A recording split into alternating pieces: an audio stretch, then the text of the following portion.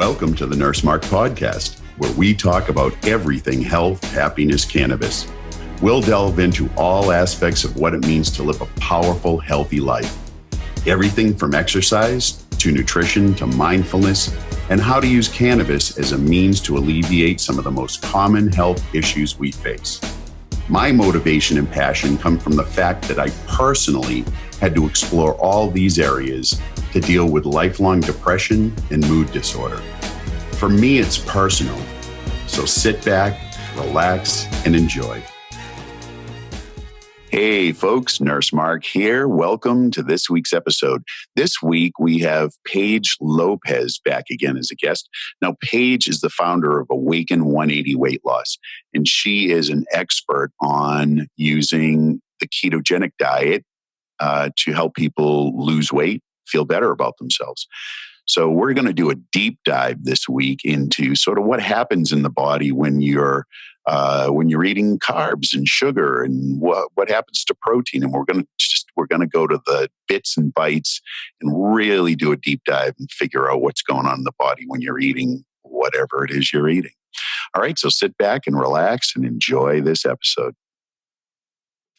And we're live, the Nurse Mark podcast. This is Nurse Mark, and I'd like to welcome as my guest today, Paige Lopez. Paige, welcome. Hi, thanks for having me. So glad to have you here again. We did a podcast episode a little bit ago, and we talked about nutrition and weight loss, and we talked about a lot of different things. Now we're coming back to talk about nutrition from the inside out, like the little deep dive into this world of eating and what happens in our bodies. Exciting. So where to start? Let's go right with wherever you want to start, Paige. Right from the top. All right from the top. So I think it makes sense to first start talking about sugar and carbohydrates. Mm-hmm. Because they're what really catalyze the change in your body. Oh my God. Let's talk about them. I love both of them dearly, and I don't eat much of either one. Oh my gosh. Especially sugar. Like, I cut sugar out of my diet a while ago, but God, I love it. Oh, yeah.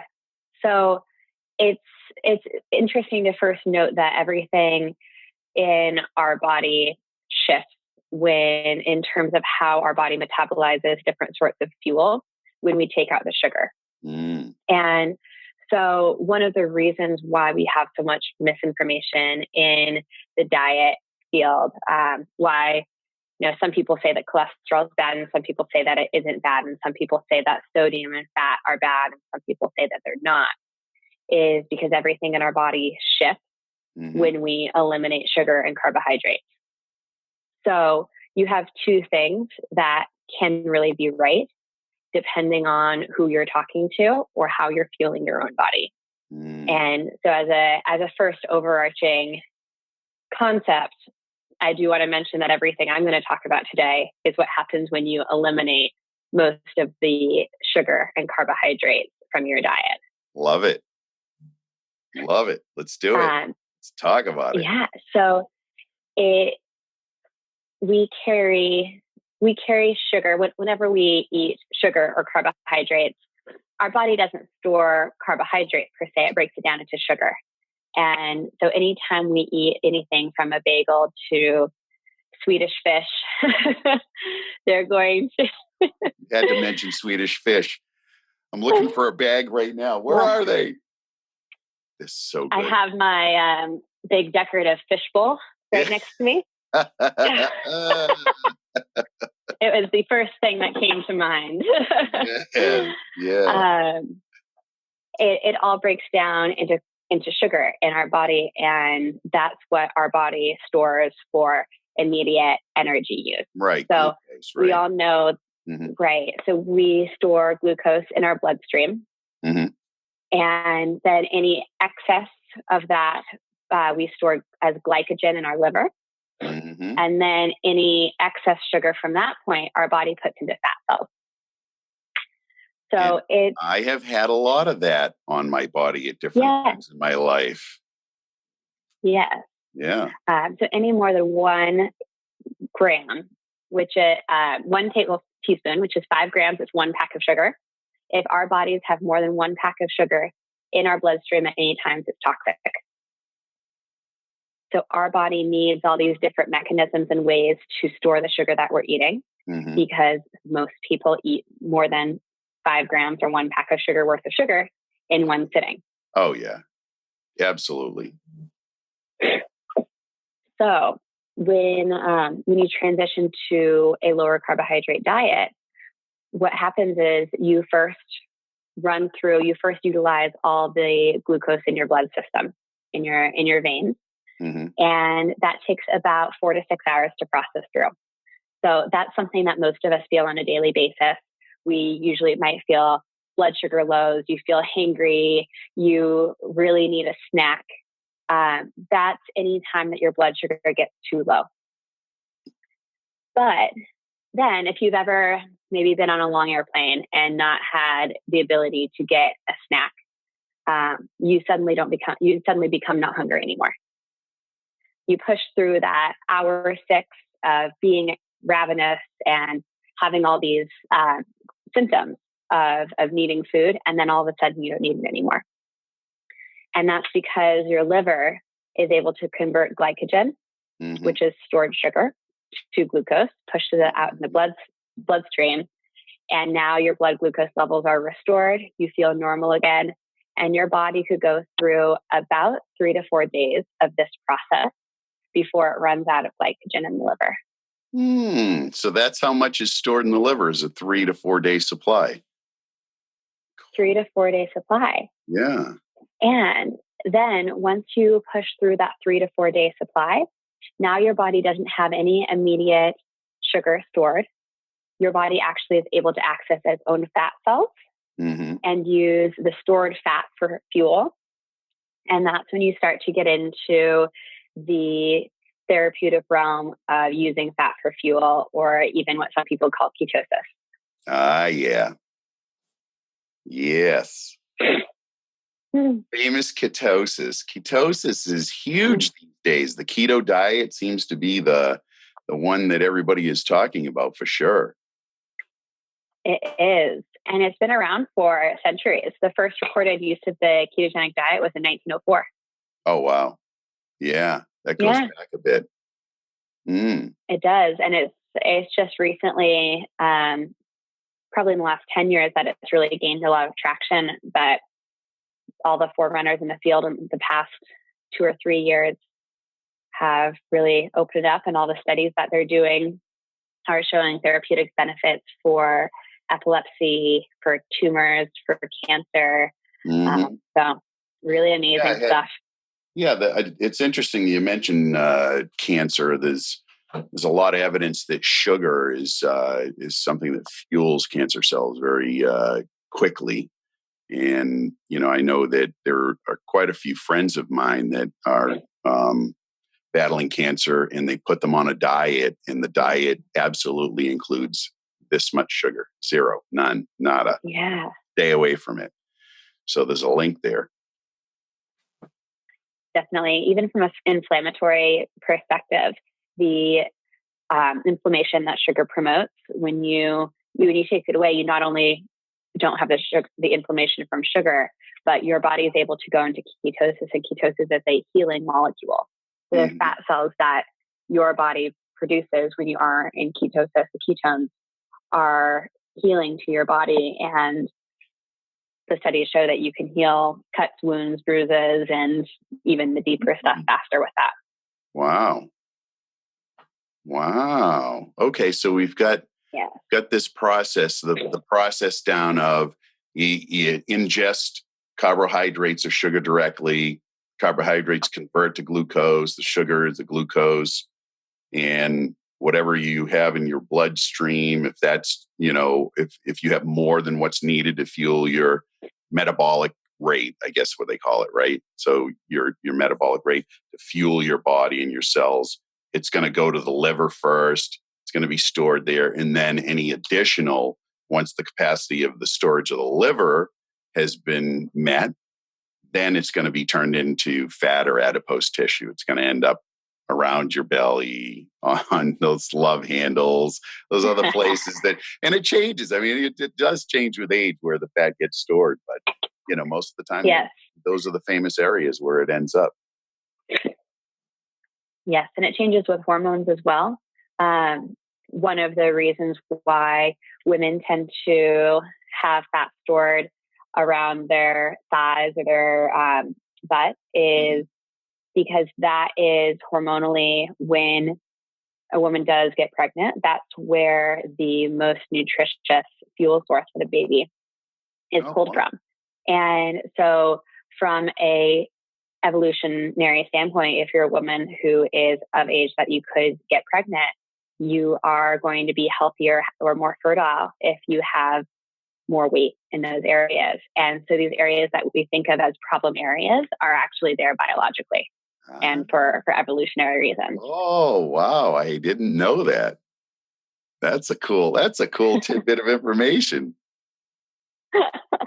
So, Yes. that's just really how the female body is meant to store that fat at that particular slice of life when you're in childbearing age. That's where it's going to go. Yeah, and I think that for middle-aged guys, being one myself, middle-aged guys, I think we tend to build up more fat internally, and that's why we get that more barrel belly, barrel chest, because we're building up into because we do have the capacity to store fat and what they call adipose tissue in the nursing world inside around our organs, so that it gets stored there. So it's different for everybody. Yeah, it's different for everyone, and that's why everyone loses it differently too.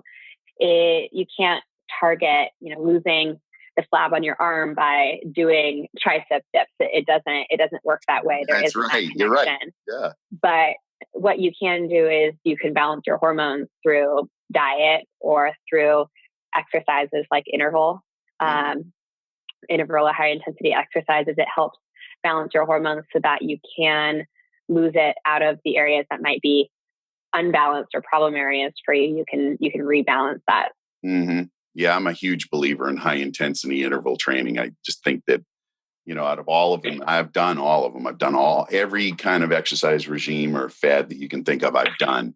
And, for me, HIIT, high intensity interval training, is absolutely the best one I've ever done, for overall condition, feeling good about yourself for sure.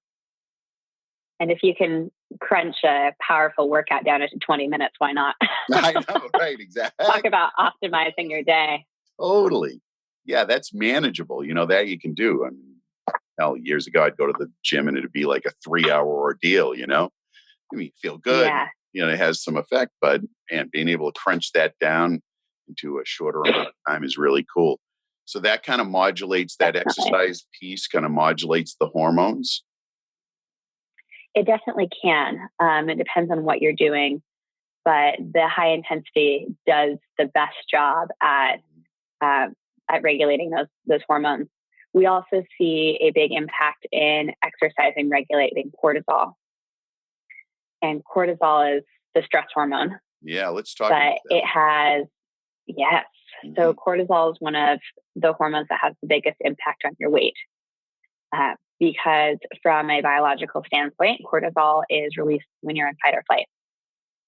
And so in evolutionary days, fight or flight happens when you're chasing a bear. It happens when you don't have any food stores left. It happens when you are, running for your life. And if you are in that world and you're fighting for your life, the number one thing that you want to preserve is your energy source. Because who knows how long you're going to be fighting? You don't know when you're going to be able to stop and hunt and gather again. And so biologically, when cortisol is raised, your metabolism is going to slow down to protect those fat and fuel stores. Makes sense back then, but in today's society, we don't have that problem. We have food readily available, but everyone still has stress. And so when we're in this stress environment, our body still has those biological signals to slow down metabolism. Mm-hmm. And I think it's one of the reasons why so many people, especially in America, have a weight challenge, because we're like perpetually 60%? stressed. I think Something I saw like that, something crazy. What was it? Like 60% of Americans are overweight? I mean, I think that's the last stat that I heard. And I think it's something like 40% obese too. Yeah. Yeah. Unfortunately, I was labeled as obese by my primary care doctor about 15 years ago. I saw him writing on the chart and I'm like, whoa, whoa, whoa, whoa, dude, what's up? What are you writing on my chart? This is obese. Well, if I look at the BMI chart, your height, your weight, I mean, and, I've worked out forever. I'm like, come on, it can't be as. So sometimes when you look at that BMI chart, which was created a very, very long time ago, it's not exactly accurate. But you're right. I mean, there's definitely a problem with the way people eat, not exercise. What food's available. So when we talk about, again, we're talking the deep dive and the cortisol and the stress. I totally agree with you that we're playing with a brain and a system that was created millions of years ago, and it's what we have today. It's still in play, and you're right. We have food available all the time, anytime, at our beck and call. Probably for the first time in history, a lot of people have that availability. And you're right, stress is still prevalent. So we get this cortisol release and we hold on to the fat, the metabolism slows down. It's all the way that it's supposed to work, only we don't need it to work that way. So what do we do? What's the answer for that? Well, that's actually one of the bigger things that we use exercise for. We recommend exercise more therapeutically to help decrease stress. Mm-hmm. Something outside, something fun, something brief, something that you like, something with the kids, something with the dog, anything to kind of raise those endorphins and rebalance yourself. But that's where all the meditation comes in as well. And this idea that also on the side of exercise, that you don't need to spend 3 hours in the gym, because when you don't have time for that, right, what's the point in making that another stressor?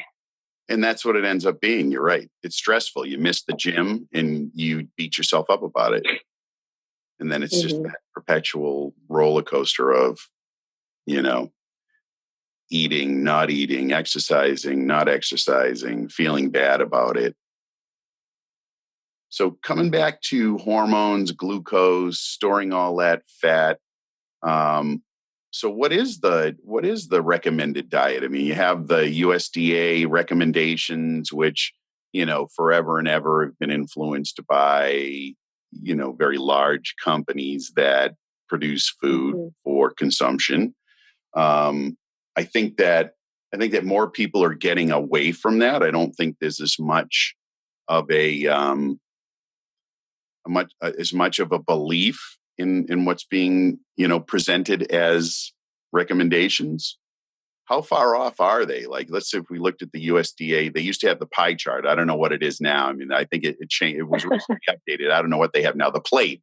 I think they have the plate now, right? Yeah, the my plate pyramid, and then now they have the plate. So how far off are they? I mean, they still they're still a ways off, and I think it will take several more decades until it's at a point. But at least the American people, or the people in my circles that I talk to, but I'm in a biased perspective because this is my world, are starting to realize that it's carbohydrates and sugar that are causing these disorders or conditions.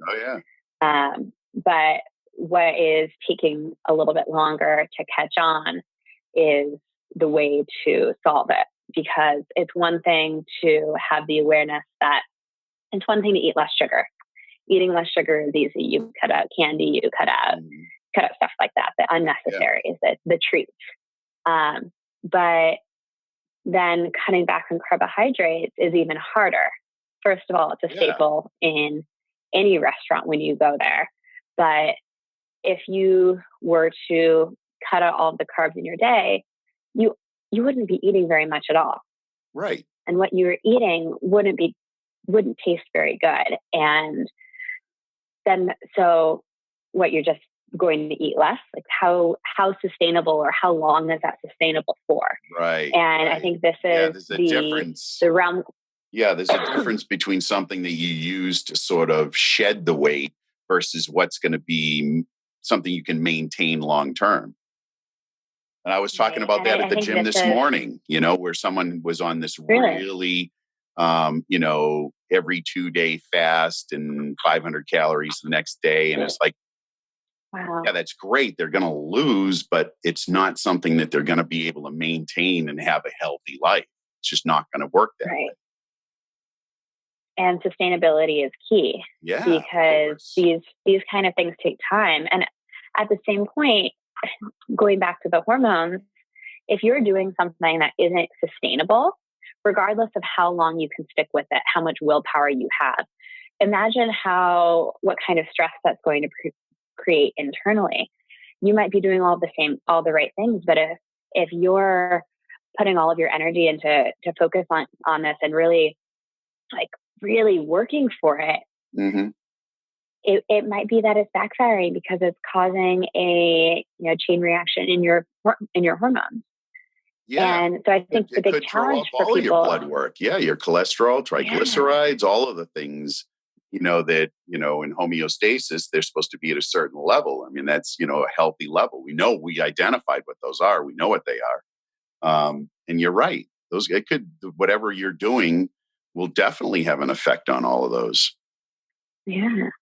Mm. So what we see, and what we've seen as the magic way of balancing this all out, and making this something that is easy and sustainable for Mhm. people, is the amount of healthy fats that we're adding back in. So what we've seen is, when we're taking out the carbohydrates, we're able to add back in about the same number of calories of healthy fats, Mm. and everything starts to shift. Yeah. Now, see, I come from a time in the past where fat was an awful word. I mean, you didn't mention fats at all, right? Oh, there you are. Oh, I lost you right there. Okay. So There that you was, are. I'm back. The internet just went somewhere. Yeah. Okay. So we're back. So I come from a time where fat was an awful word. You didn't talk about fats in Hmm. foods. Like everything was fat free. I mean, they had fat free everything. The problem was they would add chemicals into products. Like I remember there was a potato chip or something that had, I can't even remember what it was, oleine or something like that.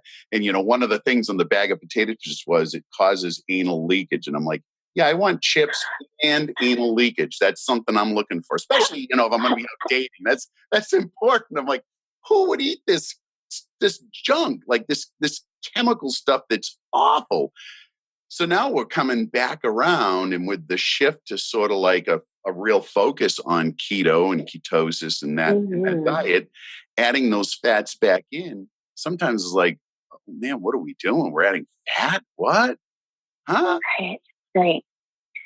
And it's one of the biggest challenges that we see with our clients. It's the number one hardest thing for people to add back in, because it's ingrained from birth. And even doctors are saying, most doctors today are still in the idea of fats being unhealthy, because That's what medical they were school in the trained in. 70s, that's what you were trained in. And so You know what you when I know. preface this, right, when I preface this whole conversation with, when we change how our body processes fuel, everything changes how it reacts in our body. That's really important, because it isn't that all of these fats are good for all of these people, but when you moderate the number of carbohydrates that you're eating, the way that your body metabolizes fat improves, and now these fats become more beneficial for your body. Interesting. Yes, I love the concept because I do love fats. Not that Yeah. I've done the keto diet and I enjoyed it.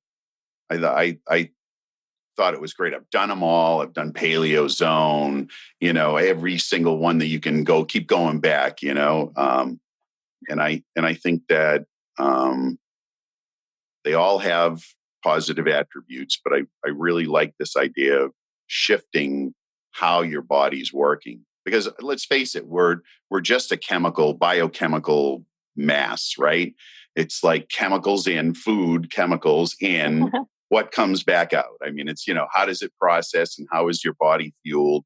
It's all just a huge chemistry equation, and it's amazing. Right. So it makes a lot of sense to me from that chemistry standpoint that putting in certain things is going to create a reaction within the body. And so that I think is what you're talking Yeah. about. Yeah. Yes. And it's for a lot of our clients, we have most of our clients add anywhere from 2 to 6 tablespoons of fat per day in their diet. Mm-hmm. So for reference, 4 tablespoons is half a stick of butter. I like it. So it's a lot. And what we see is it's very individual because everyone has this bio-individuality. Also, everyone has different energy outputs, different amounts of exercise that they're doing. Right. But there are some people that eating 6 tablespoons yields completely different, so much better weight loss results than eating 4 tablespoons. Wow. Really? The difference? And it's yes. Yeah. Which it proves that this idea of calorie in equals calories out is not how our bodies process. Right. Right. And And so what's happening, what diets have been about. It's like, how many calories are you eating? It's always about the calorie. and that can work for the short term. We see that it works. There's a reason why these companies that do calorie restrictive are around. But there's also a reason why America is still overweight. And that's because on a long-term scale, that's not how our body works. Our body is actually smart enough to adjust its energy, adjust how much it burns for the amount that we're eating. If we enter a calorie deficit for 3 months, our body is going to, after about 3 months, our body is going to adjust to normally burn the same amount of calories that we're putting into it. Wow. So if you do 3 months of some of the 500 calorie a day calorie restrictive programs, by 3 months, when you end up going off of that program, your body is going to be set to burn only 500 calories a day. And how challenging is that to keep up with? Right. Yeah. Oh, yeah. So your body's smart enough to adjust to whatever it's experiencing as far as intake of food. I think it's similar with exercise too. I mean, if you lift weights for a certain amount of time and you keep lifting that same amount of weight, you're going to plateau and you're not going to have any more results in building any increased muscle mass, and you have to increase that weight over time and challenge your body to step up and create new muscle cells. So it's very interesting to see this, like your body's just that attuned to what's going on in what you're doing, that it can adjust to these things. Absolutely. And so one of the more interesting, I think, reasons why fat produces this increased weight loss is because a lot of people who have weight to lose haven't lost weight in a while. That's why you have weight to lose, because it's been stored on your body. And dietary fat, so olive oil, avocado oil, butter, has almost the same chemical makeup as body fat. And after 10 years of not having lost weight, only having put weight on, our bodies forget what that process looks like of breaking down fat cells. because it And hasn't had to go eating, to that in so long, right? So, right, whoever the right, person is, me, ingesting sugar and carbohydrates, body, stores it all in that adipose tissue, but never has to dip in and say, hey, I need some reserve energy here. And so I can see right. how after 10 years of carrying that around or more, your body's not going to Yeah, be pretty, well tuned for that process. right. Yeah. And so consuming the dietary fat in the right way, always in the right way, but it can train the body how to break down those fat cells, and it can actually make it easier to burn body fat.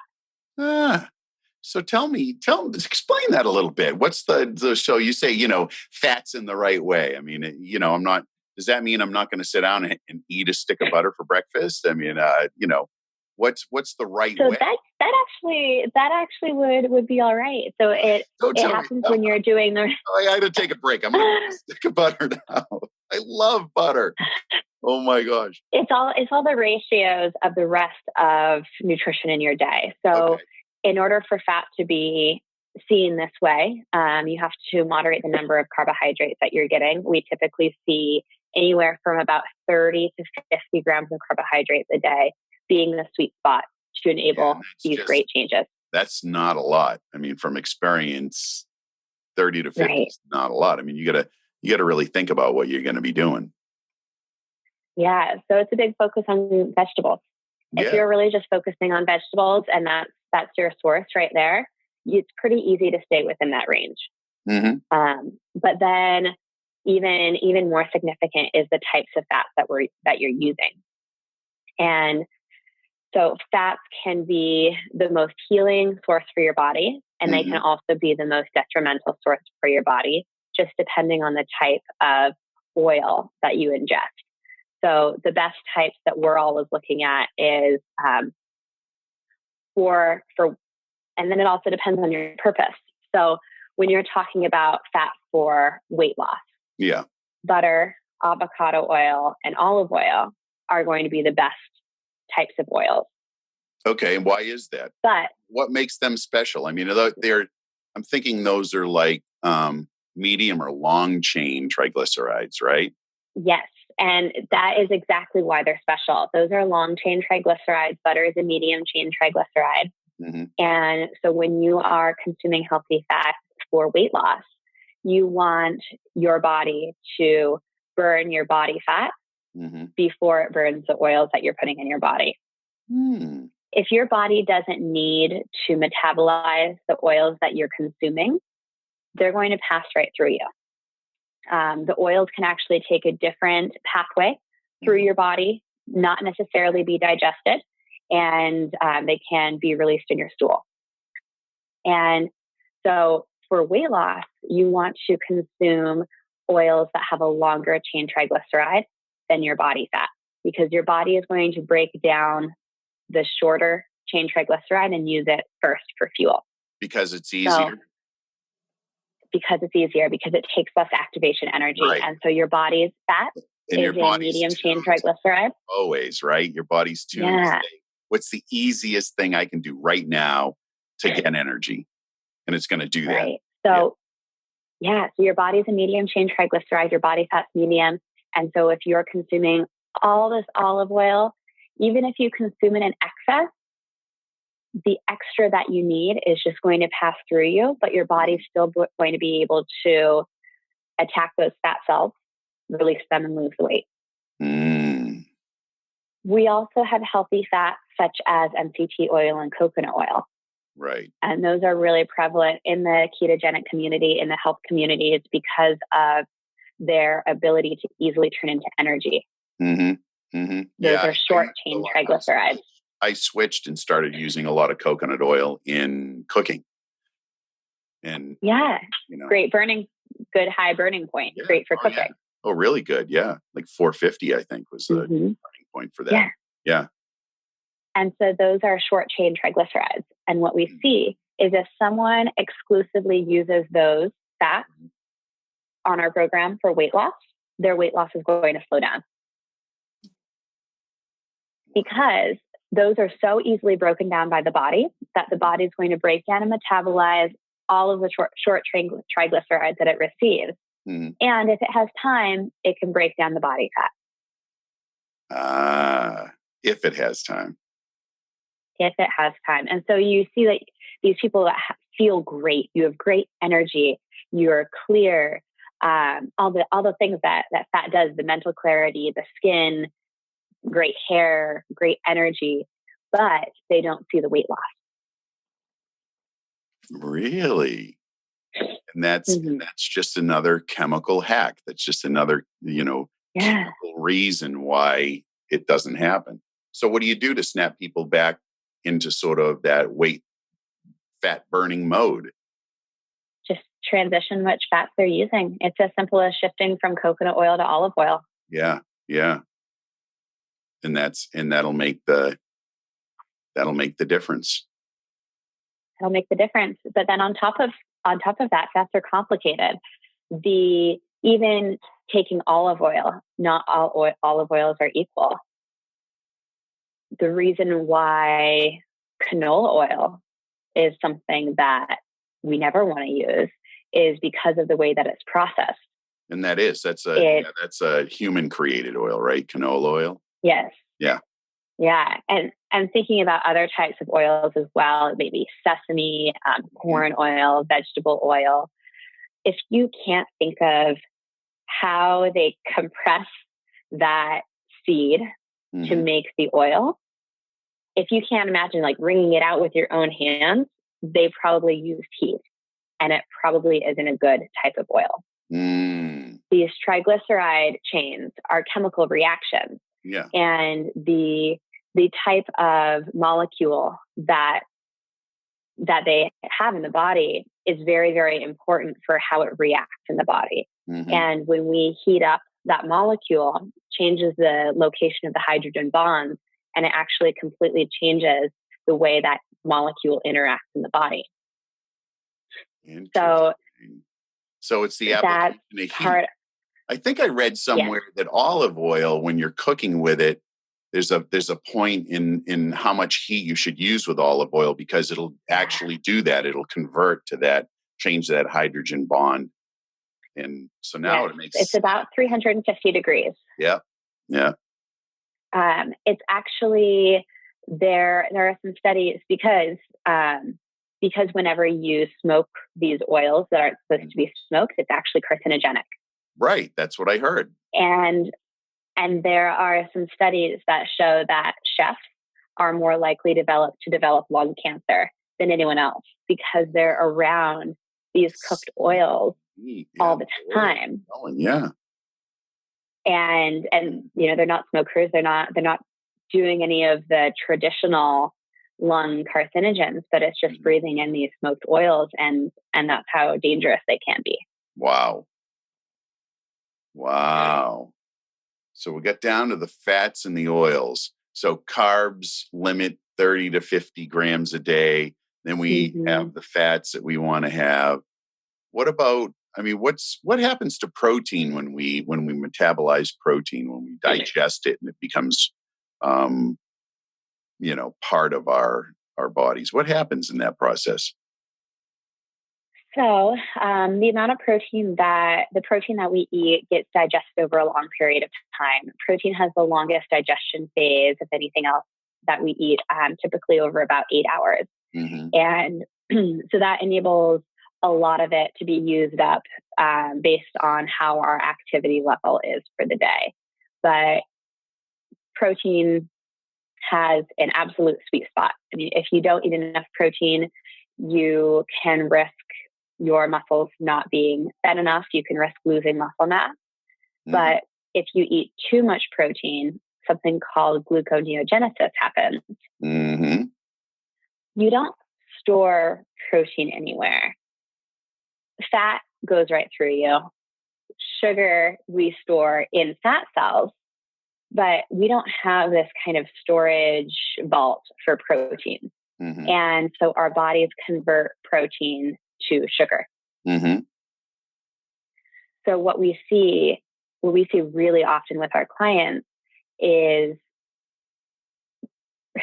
you're hungry. And so you eat more protein. You eat a 16-ounce steak instead of the 8-ounce steak that your body might need.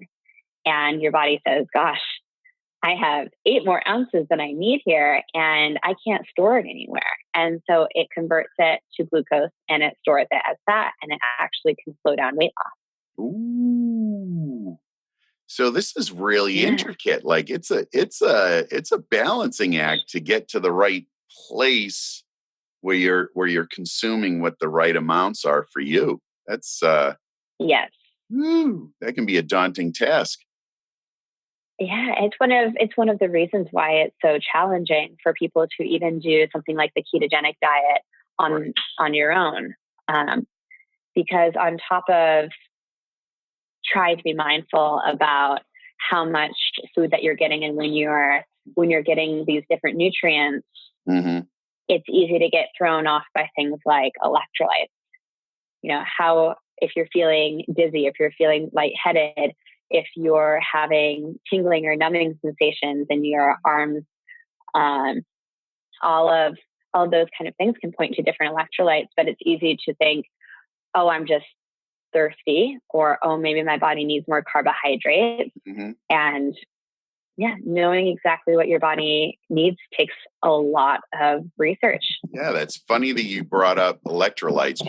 It was another discussion that I was having at the gym with a nurse that I had just met, and he said, I had somebody in the ICU the other day who came in overhydrated, drinking too much water, right? So a lot of the athletes Sure. just drink way too much water, and then all of a sudden their electrolyte balance is off. And he said it was just crazy what was going on. It was very difficult to treat because very combative because the electrolytes were all off. So let's talk about something like sodium. What's the right amount? I mean, salt's been maligned for a really long time as well. And I'll tell you, right, Yeah. I have hypertension. I've had it forever. My mother had it, my Mhm. grandfather had it. So there's a genetic component, and I have hypertension. They don't know why.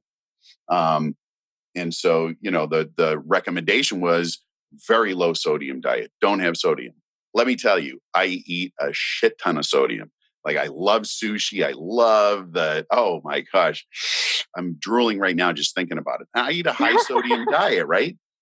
But my levels are great. Like my blood work is perfect. And so I think it has to do with the Yeah. fact of all of the other things that I do, what I eat, in conjunction with the sodium, how much I Mm. hydrate, how much I exercise, all of those things sort of play in together so that, my high sodium diet, even though I have hypertension, it works. Like my blood pressure is fine. Right. Like it works. Yeah. And even biologically, everyone is different. And so just Yeah. because your family has this history of high blood pressure, who's to say that you and your family genetically or biologically should have, maybe that's necessary for you from a Right. biological standpoint. And so who's to say that this 120 over 80 is the right zone for everyone? Well, that's because I don't know who said. Right. We all agree. We all Yeah. just agree that that's how it should be. And so listening to your body and listening to the symptoms that your body is showing you should be the much more meaningful Mm-hmm. thing that you're looking at there. I mean, I know we're talking about sodium, and I'll come back to it, but Yeah. even more significant on this topic is cholesterol. Mm-hmm. We have this idea of where everyone's cholesterol should be, but the actual cell, cholesterol itself, has incredible properties in the body. Cholesterol is the cell building block and one of the need it. healing mechanisms. You need it. You have to have it. You're not going to survive without it. Necessary. Yeah. And so for someone who's elderly or aging, it seems it's only natural that your cholesterol should increase as you age, because on the inside, you're going to have more damage, more inflammation, more things that need to be repaired and regenerated. Mm-hmm. And cholesterol is the building block that does that. And so as you need more regeneration, you naturally need more cholesterol. And we're seeing this trend of anyone who is aging or elderly being put on cholesterol medication Oh to my decrease gosh. that. I know. I worked in Well, now their long-term care, and they body, have people on these statins, these drugs that yeah, a recent report said probably aren't doing much, no, except for the side because effects. Well, it's they're necessary. right. And one of the things that they've seen, especially the regeneration in the brain, Mm-hmm. they have started to see that for elderly patients who are on statins, who are developing symptoms of Alzheimer's, Mm-hmm. when they take them off the statins, the memory is able to regenerate. Mm. Mm. Interesting. Yeah. Oh, it's a So marvelous chemical equation. medications aren't necessarily always the answer, especially when it's I compared to agree. a norm. Mm-hmm. Right. Right. And so yeah, when it's compared to your own body and how you're feeling, sure. But if it's compared to a standard, that isn't necessarily the right answer. I argue that all the time. I argue that about evidence-based research. You're comparing me to you to somebody else. Our ages are different. Our genders are different. Our genetics are different. We're different. Although we're human beings, we have all the same sort of mechanisms in play. We're Right. completely and utterly different. Your fingerprints aren't the same as mine. Retinal scan not the same, right? So it's Right. compare those two. You got to be careful. It's not a hard, fast, oh yeah, this is going to be true all the time. And it should always be 120/80 for blood pressure. I completely agree with you. Yeah. And so we were talking about nutrition, and now we're all the way down to evidence-based research. I love the way these conversations go. Yes. It's so good. Yeah, so we were talking about sodium, we were talking about electrolytes. Yeah. It's complex, So, right? But you're seeing this in your practice where, people are having beneficial effect with using what basically a keto diet, right? But a very well managed keto diet.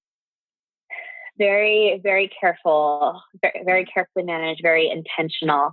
Mm-hmm. And sodium's another one of the things that we require our clients to add every day because it's that necessary. Mm-hmm. Mm-hmm. It helps with your blood pressure, and it helps the blood get to your extremities, get to your brain. But even more interesting, I think, is its impact on fatigue.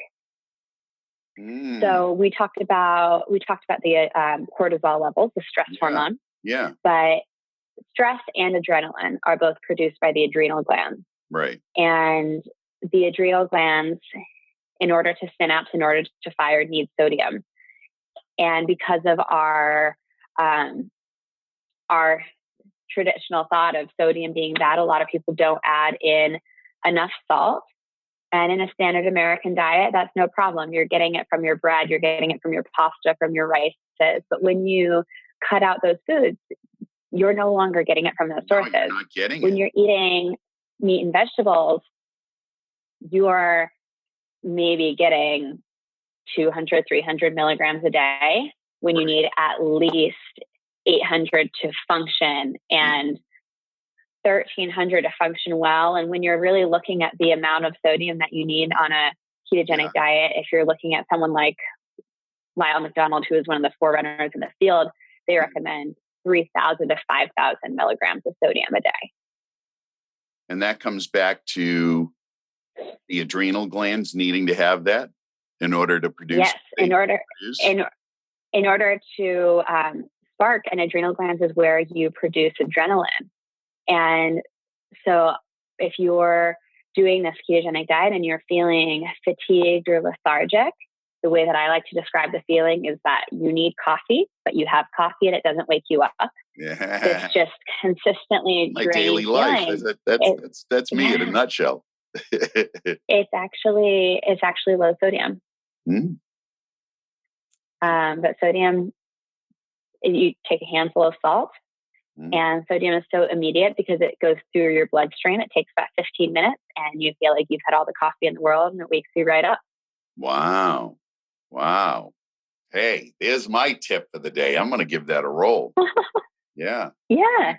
We have this No harm, no foul. Because if no you harm, feel no too foul. much, I'm you going just to take drink it. extra water. Thanks. I'm going to take it. I'm going to give that a shot. There's this concept behind adrenal fatigue being very prevalent in our society. And Mm-hmm. I totally buy into that because we're constantly under stress. We're constantly being, inundated with all sorts of negative marketing messages and just stuff. And then throw on top of that most of us are coffee junkies and we're like sucking down 2 or 3 cups of really high powered caffeine that traditionally we didn't do 200 years ago, right? So the adrenals are just going to be like burnt out and they're not going to be able to function the way that they do. And then end up with all these imbalances and stuff. Yeah. Yeah. And even more than that, the adrenals are very sensitive. And alcohol, caffeine, and sugar all deplete them. Mm-hmm. Mm-hmm. What do most people turn to when they're feeling stressed out or tired? Alcohol. Any combination of those three. Right. The adrenals are supported by getting the proper amount of sodium, the proper amount of vitamin C, and even other minerals like B12 that most people aren't getting. And then on top of that is the adrenals have their own circadian rhythm, and that their preference for optimal health is to be asleep by around 10 or 11, wake up about 8 hours later. And that's not the normal sleep cycle of most people. No, definitely not most. Some, but not most. Yeah. Right. And usually the people who do experience the most stress are not getting that cycle. That's right. So they never get a chance for the adrenal glands to sort of rest and regenerate and kind of repair or just, really get back to optimal health. Interesting. Right. So there's so many different variables that play into this. So we have fats and protein and carbohydrates. We go back to the sugar thing. I mean, if you walk in any fast food restaurant and, that big, huge machine over in the corner that now you self-serve yourself, these huge, big gulps of sugary soda. I mean, I can't imagine what that's doing to the body. I just can't imagine. So toxic. And yet there it is out there. Yes. Everyone's doing it. Everyone. Not me. I'm not doing soda. I gave that up a long time ago. Happily. Good for you. Yeah. No, I've shed some of my bad habits. Definitely. I still like to hold on to a few of them, but those are gone. Oh my gosh. Well, cool. So do you have any last thoughts that you'd like to share? Anything that you'd like to just like chat about and before we wrap up? I don't think so. We've shared a lot today. We have shared a lot today. So you know what? I like to do deep questions with Nurse Mark at this point then. I'm going to ask you the one that I've been asking everybody lately. And that is, ready? That is, ready. What's the greatest lesson that your mom or your dad or someone important in your life gave you? It was my dad, and it was the lesson that everything happens for your benefit.